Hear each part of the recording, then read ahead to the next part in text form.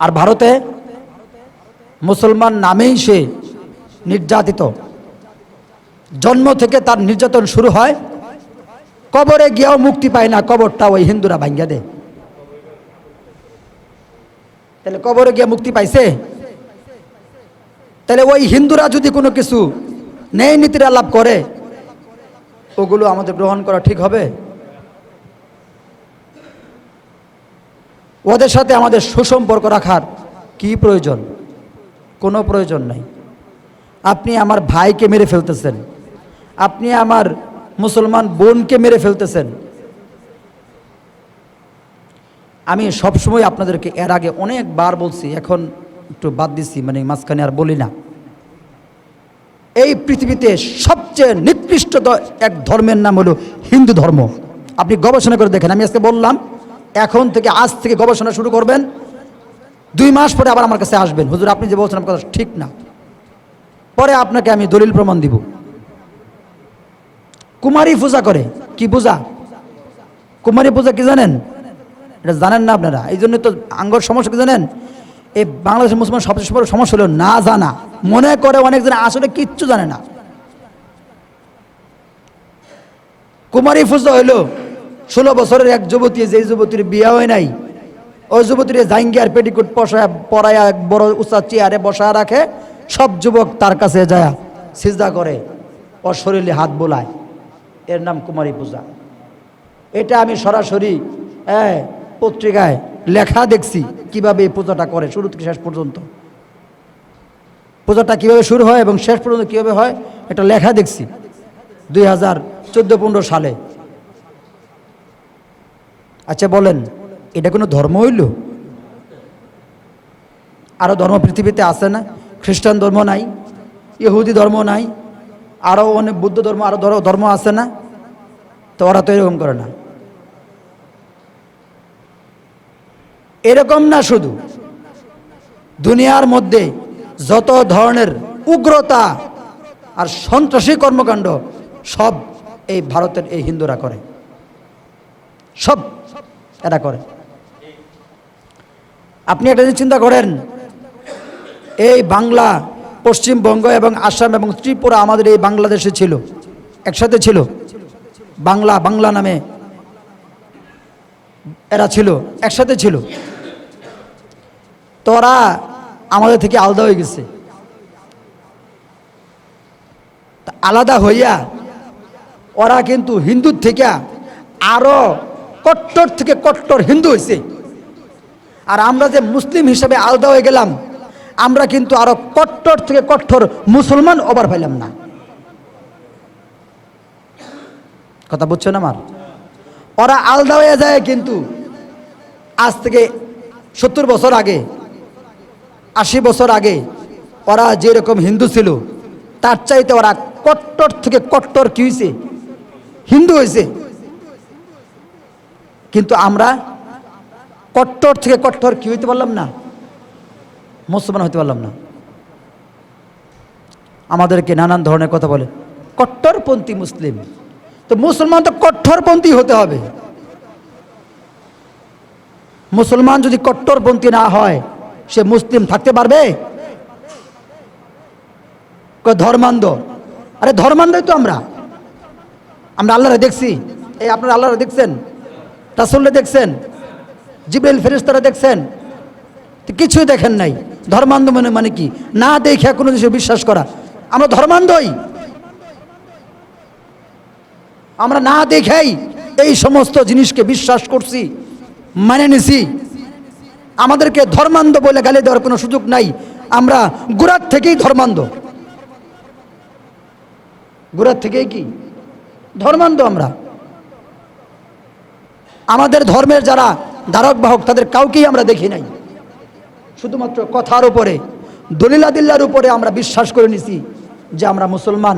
আমরা আল্লাহকে বিশ্বাস করি, আমরা পরকাল বিশ্বাস করি, আমরা তাকদীর বিশ্বাস করি, কিয়ামত বিশ্বাস করি, রাসূল বিশ্বাস করি, ইসলাম ধর্ম বিশ্বাস করি।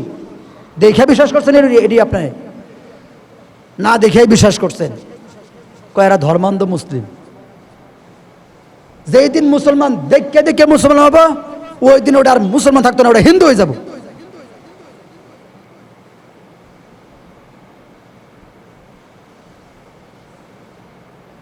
এগুলো আমাদের ওদের কিছু প্রেতাত্মায় আমাদের মুসলমান সমাজের মধ্যে বাস করে। ওরাই এই সমস্ত শব্দ আবির্ভাব করে, জন্ম দেয় এই সমস্ত শব্দ, জন্ম দিয়ে আমাদেরকে সেকুলার বানায় ফেলতেছে। ওরা কিন্তু আস্তে আস্তে কট্টর থেকে কট্টর হিন্দু হইতেছে, আরো কট্টর, আরো উগ্রবাদী, আরো জঙ্গিবাদী। আচ্ছা বলেন, এই পৃথিবীতে মুসলমানদের একটু বাবরি চুল্লা চুল থাকলে, একটু কালা পাগড়ি পরলে, এটা লম্বা পাঞ্জাবি পরলে, একটা মিসওয়াক যদি হাতে থাকে, তাহলে সবচেয়ে বড় বিশ্ব জঙ্গি। এটাই বিশ্বের কাছে সবচেয়ে বড় একটা পরিচয়। এর চেয়ে ভালো কোনো পরিচয় বিশ্বের কাছে নাই। আচ্ছা, খুব ভালো কথা বুঝলাম, জঙ্গির সংজ্ঞা বুঝলাম। তো তোমরা যে মিয়া ফিলিস্তিনে মানুষ মেরে ফেলতেছ, এটা জঙ্গি না? তোমরা যে মিয়া ভারতে, পশ্চিমবঙ্গে, বিভিন্ন রাজ্যে মানুষ মেরে ফেলতেছ, এটা কি? এটা বালাকাম? তোমরা যে মিয়া ইরানে মানুষ মেরে ফেলতেছ, এটা কি? এটা বালাকাম, সুন্দর কাম, উত্তম কাম, পবিত্র কাম নাকি এটা? আমরা শুধুমাত্র বাবরি রাখলেই জঙ্গি হয়ে যাই। কারো শরীরেও ধরলাম না, কাউকে একটা ঘুষিও দিলাম না, একটা কারোর সাথে কটু বাক্যও করলাম না, কাউকে একটা গালিও দিলাম না, শুধুমাত্র বাবরি চুল রাখার কারণে, যেটা সুন্নত, এই চুল রাখার কারণে আমরা জঙ্গি হয়ে গেলাম। খুব ভালো কথা। আর তুমি যে মিয়া মানুষ হত্যা করলে, মানুষ খুন করলে, তুমি যে খুনি, তুমি জঙ্গি হও না কেন? তুমি জঙ্গি হও না কে? আসল কথা হলো, ওরা জানে ওরা জঙ্গি, ওরা খুনি, ওরা খুন করছে। মানুষ যাতে করে ওদেরকে খুনি বলতে না পারে, তাই ওরা খুনির সংজ্ঞা পাল্টায় দেয়, জঙ্গির সংজ্ঞা পরিচয় পাল্টায় দেয়। আমরা জঙ্গি না, আমরা এই সমাজ ঠিক করতেছি। ওরা বলে সমাজ ঠিক করে। মানুষ মাইরা সমাজ আবার কেমনে ঠিক হয়? একটা জিনিস ভালো করে বুঝেন, আমাদের মুসলমানদের মধ্যে তো ইমানদারি তো কারোর মধ্যে নাই, যে কোনো সবচেয়ে বড় সমস্যা। রাসূল থেকে আজ অবধি পর্যন্ত মুসলমান এবং অন্য ধর্মের মধ্যে যতগুলো জিহাদ হয়েছে, যে জিহাদ হয়েছে, এতগুলো যুদ্ধ হয়েছে, এতগুলো জিহাদ হয়েছে, এত লোক মরে নাই যত লোক শুধুমাত্র গাজাতে মরে গেছে। তাহলে জিহাদ ফরজ বিধান, এই ফরজ বিধান পালন করতে যাইও আমরা এত লোক, অন্য ধর্মের লোক আমরা মারি নাই। তার চেয়ে আরো শত শত হাজার হাজার গুণ বেশি লোক তোমরা শুধুমাত্র এক প্রদেশে মেরে ফেলছ। তারপরেও তোমাদের কার্যক্রম ভালো আর আমাদের কার্যক্রম জঙ্গি।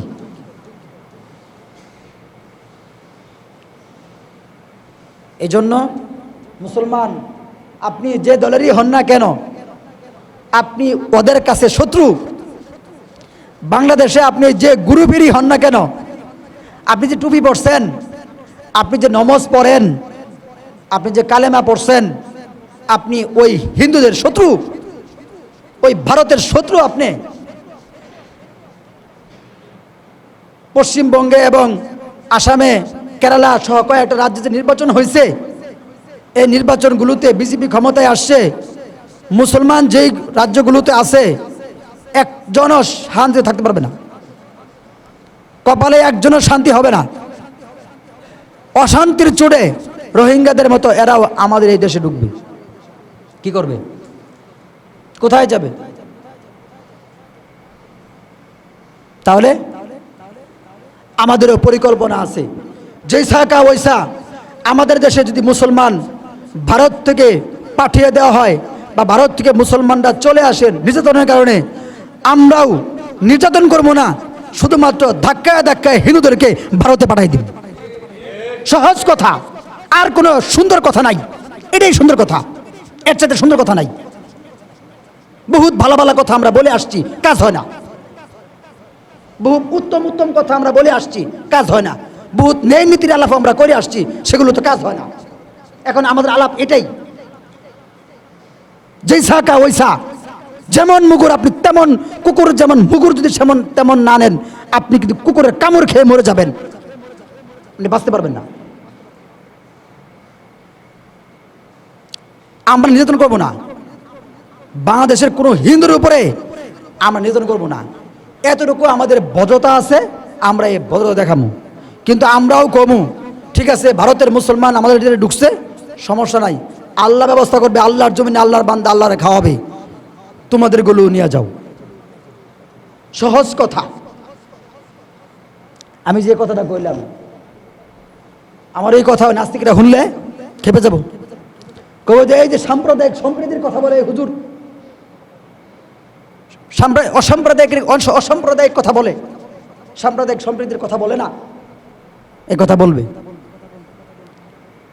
আরে ভাই, আমরা সাম্প্রদায়িক সম্প্রীতির কথা বলি কারণেই তো এই 55 বছরে আমরা মুসলমানরাও এই দেশে যতটা শান্তিতে আছি তার চেয়ে 1000 গুণ বেশি শান্তিতে আছে অন্য ধর্মের মানুষরা। আপনি একটা চাকরি লইতে যান, সরকারি পাবেন না, আর ওদের পুষ্টি গোষ্ঠী সুদ্ধা সহ চাকরি, শত শত চাকরি অ্যাপ্লাই করতে গেলে অপশনে দেওয়া থাকে, তুমি কি অন্য ধর্মের তুমি কোন কোটার, এই কোটার ওই কোটার ওই কোটার, মানে কোনো এক কোটা না কোনো এক কোটা চাকরি ওদের হয়ে যায়। আপনি মুসলমান, আপনার জন্য কোনো কোটা নাই, আপনার কোনো চাকরি বাকরি নাই। এই জন্য ওরা সবচেয়ে শান্তিতে আছে, আমরাও তোমাদের হিন্দু ভাইদের শান্তিতে রাখছি, আমাদের মুসলিম ভাইদের ভারতে শান্তিতে থাকতে দিতে হবে। যদি থাকতে দিতে না পারো, অবশ্যই তোমাদের কপালে দুর্গতি আছে, মরণ তো একদিন এমনিও হবে, আমাদের একদিন মরণ এমনিও হবে। জিহাদের ময়দানে মরণ না হলেও ঘরে পড়েও আপনি মরবেন, আপনি বাঁচবেন না এই পৃথিবীতে, মরণ একদিন আপনার হবে। এজন্য আমাদের বাংলাদেশের অবস্থা খুব ভালো অবস্থা নাই, এই মুসলমানদের অবস্থাও ভালো অবস্থা নাই। 2 দিন হলো নির্বাচন হয়েছে, সব জায়গায় জুলুম নির্যাতন করে করে মুসলমানদের বাড়িঘর ভেঙে মসজিদগুলো তুলোধনা করে দিচ্ছে, সমস্ত কবরগুলো ভেঙে দিতেছে, বিভিন্ন স্থাপনা, খানকার পীর, বিভিন্ন ধরনের ইসলামিক যে নিদর্শনগুলো সবগুলো ভেঙে খান করে দিচ্ছে। এরা নাকি ভালো মানুষ। এরা যদি ভালো মানুষ হয় তাহলে পৃথিবীতে খারাপ মানুষ কারা? মানুষকে খুন করা, মানুষের বাড়িঘর ভেঙে দেওয়া, মেয়েদের ধর্ষণ করা, মানুষের মসজিদ ভেঙে দেওয়া, ইসলামী বিভিন্ন নিদর্শন ভেঙে দেওয়া, ঈদগাহ মাঠ চূর্ণ বিচূর্ণ করে দেওয়া, মাজার কবর এগুলো ভেঙে দেওয়া, তারপরে খানকার পীরদের সব খানকাটাকে যা সব ভেঙে দেওয়া, বিভিন্ন আলিয়া মাদ্রাসা ভেঙে দেওয়া, কওমি মাদ্রাসা সব ভেঙে দেওয়া। এটি যদি ভালো মানুষের কাম হয় তাহলে খারাপ মানুষ কারা? কি বলেন?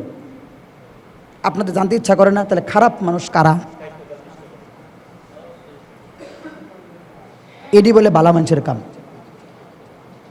আর আমাদের এক যুবক, এক হিন্দু ছেলে ভালুকায় রাসূলের বিরুদ্ধে সে কটূক্তি করছে। ওই গার্মেন্টসে যারা ছিল তাদের একজন আমার সাথে কথা বলছে, হুজুর আমি সেখানে ছিলাম, আমি জানি সেখানে আসল হাকিকত কি। এই ছেলে রাসূলের বিরুদ্ধে শুধু কটূক্তি করে নাই, আমাদের ধর্ম সম্পর্কে, মুসলমান সম্পর্কে, আলেম ওলামা সম্পর্কে এর আগেও সে বহুতবার কটূক্তি করে আসছে। ওই সব জিদ একবারে যা শেষ হয়েছে, তো পোলাপান তারে পুরাইয়া দিছে। এই নিয়ে ভারতে কতদিন পর্যন্ত আলোচনা। আর ভারতে যে আমার লক্ষ লক্ষ মুসলিম ভাই হত্যা করা হইতেছে, এটা নিয়ে কোনো আলোচনা নাই। হ্যাঁ, আমাদের বাংলাদেশের মুসলমানও কি পরিমাণ পাজি মুসলমান, এরা মিডিয়াতে বসে থাকে আর এরা হিন্দুদের পক্ষে সাফাই গায়। এই জন্যই আমি বলি, বাংলাদেশে আর বললেন না 99% মুসলমান, আজ থেকে বলবেন 3% মুসলমান, আর সব হিন্দু। ওই 3%ই মুসলমান। মোটামুটি যারা জুম্মা টুম্মা পড়তে আসে এরা বাদে আর যা আছে সবই এই পার্টি।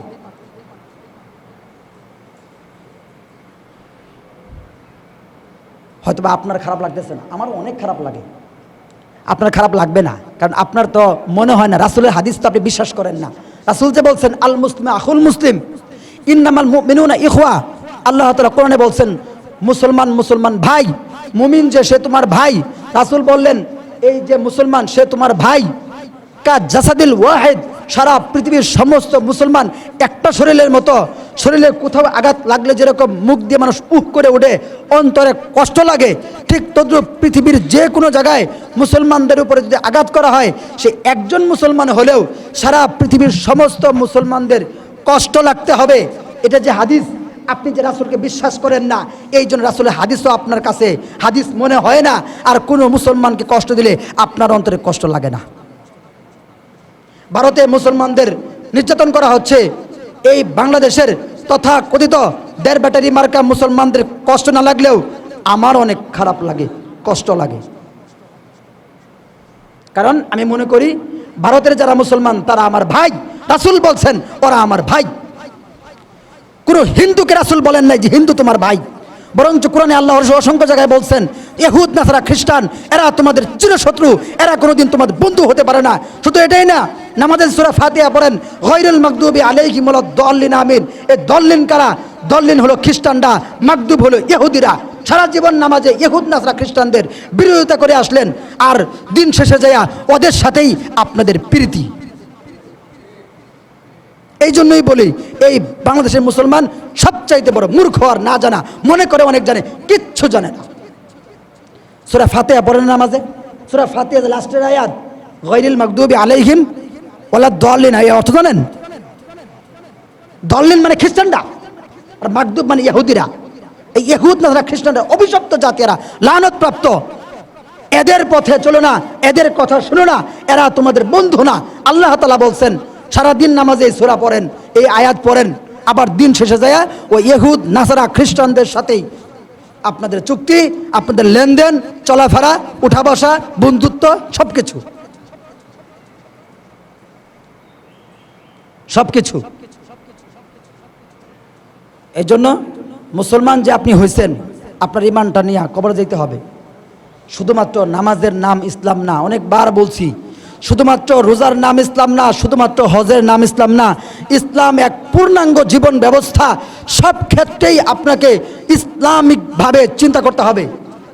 আমাদের এক উস্তাদ বলতেন ওই আধুনিকতা, ওই সিস্টেম যেটা ইসলামের সাথে সাংঘর্ষিক, সামঞ্জস্য হয় না, মিল হয় না, সেটাই হলো ইহুদ নাসারা খ্রিস্টানদের সংস্কৃতি। সেটাকে তুমি মানো না। ইসলাম এক জীবন ব্যবস্থা, কিয়ামত পর্যন্ত সব যুগের সাথে এটা খাপ খাইয়ে থাকবে। রাসূলের হাদিস আমরা বিশ্বাস করি না, আমার ভালো লাগে না। ইসলাম এক এমন এক জীবন ব্যবস্থা, কিয়ামত পর্যন্ত সব যুগের সাথে এটা খাপ খাইয়ে থাকবে, মিলে মিলে চলতে পারবে। রাসূলের হাদিস আমাদের বিশ্বাস হয় না তো?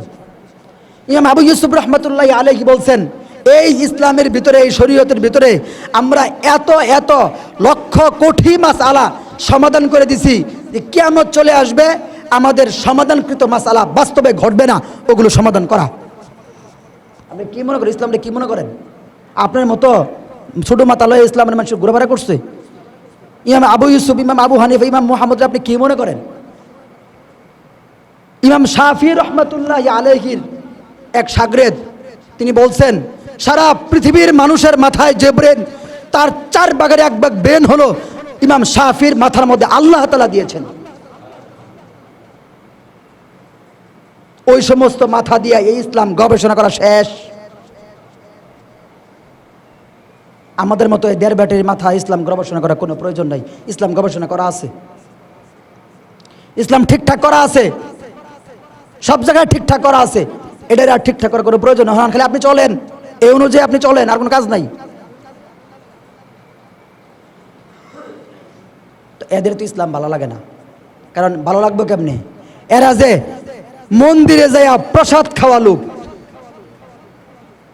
মন্দিরে যায় কি আপনি ভালো করে বুঝেন, এটা বলে শেষ করে দিই। এই যে পূজাগুলো হয় বাংলাদেশে, কালকে একটা পূজা গেছে, ওদের কি পূজা জানি না। এই পূজার নিয়ম হলো, যেটুকু আমি দেখছি ওটুকু বলি, মেলাডি বেট্টান যুবক সেরেন যারা সামনে থাকে, পিছনে 2-3টা সারান, ওরা ঢোল বাজাইতেছে, আচ্ছা ওইটা যাবো সাজা গুজা, এটাই এক পূজা। একজনে জিজ্ঞাস করলাম, হে করলো এটাই একটা ধরন, কয়েক জায়গায় চক্কর দিবে, আবার মন্দিরে আসবে, আবার মন্দির থেকে গেছে, আবার মন্দিরে আসবে, এটাই এক পূজা। আল্লাহ জানে কি পূজা। তো এই যে পূজা করতেছে, তো ওই যে 3-4 জন যুবক যে ঢোল বাজাইতেছে, এর পিছনে যে কয়েকটা দেখলাম, আমার মনে হলো না যারা হিন্দু। এরা আঙ্গর মুসলমান পোলাহান। দুই একটা থাকতে পারে হিন্দু, কিন্তু মুসলমানও আছে কয়েকটা, এটা বোঝা গেল। একটা তো আমি চিহ্নেই ফেলছি। তো এই জন্য আমাদের কাছে ইসলাম ভালো লাগে না, অন্য ধর্ম আমাদের কাছে ভালো লাগে, এইটাই আমাদের সবচাইতে বড় সমস্যা। আপনি মনে করছেন আপনি জান্নাত পেয়ে যাবেন, আপনি ইসলাম ধর্মের এক মানুষ, ইসলাম ভালো লাগে না, অন্য ধর্ম ভালো লাগে, আপনি জান্নাত পাবেন, আপনি মনে করছেন? আল্লাহ তাআলা এই বিষয়গুলো অনেক দিন পরে আবার কথা বললাম। এগুলো বলতে আমাদের ভালো লাগে না, কি দরকার আছে? ভালো ভালো কথা কম, ভালো ভালো কথা আপনারা শুনবেন, শেষ। কিন্তু না, ওই যে কোন বেড়াতে কইছে বাঙালি আমরা এমন এক জাতি, গর্জন না মারলে আমাদের হুঁশ হয় না। আমরা যে এই জাতি, আপনি আপনার ছেলেরে বলবেন বাবা এই কাজটা করো, করতো না, চুলেন মারবেন, তাড়াতাড়ি করে আলবো, এটাই সিস্টেম আঙ্গরে। কি করবেন?